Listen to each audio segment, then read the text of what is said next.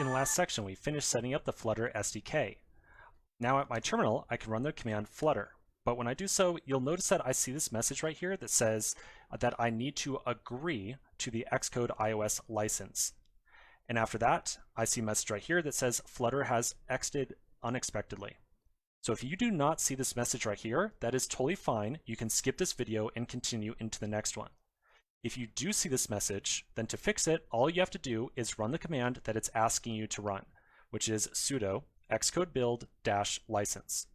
So I'm going to run the command sudo xcode build -license, like so. I'm going to execute that. I get prompted for my password, which I will enter.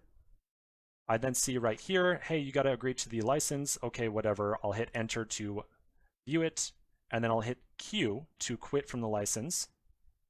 And then it asks me to agree to that agreement. And of course, my hands are tied, so I'm going to agree to it. Okay, so that's it. I should now be able to run the Flutter command again, and that error message is going to go away. I'm going to see something right here of building Flutter tool, and then over a little bit of time, you're going to see a little bit of other output scroll out here. So we're just going to wait for that to complete, and then we'll continue in the next section. So quick break, and I'll see you in just a minute. We've now got the Flutter command up and running on our local machine, so we can now use it to generate a new project that we're going to start working on very shortly. To do so, I'm going to change into a workspace directory. So again, for me, this is a folder that I call workspace, but for you, it's going to be wherever you stash code on your local machine.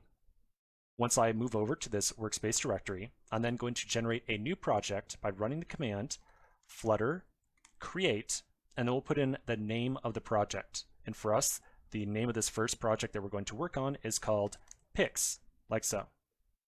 So I'll run that command, and then Flutter is going to automatically generate a ton of different files for us and start installing a couple dependencies as well.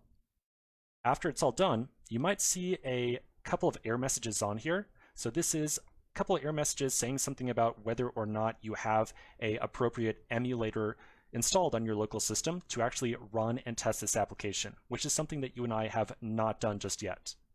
So we've now got our workspace directory put together. We've got a new Pix folder inside there, which is housing that new project that we just created. Let's take a quick break. We'll continue in the next section, and we're going to start to set up our Android and iOS emulators.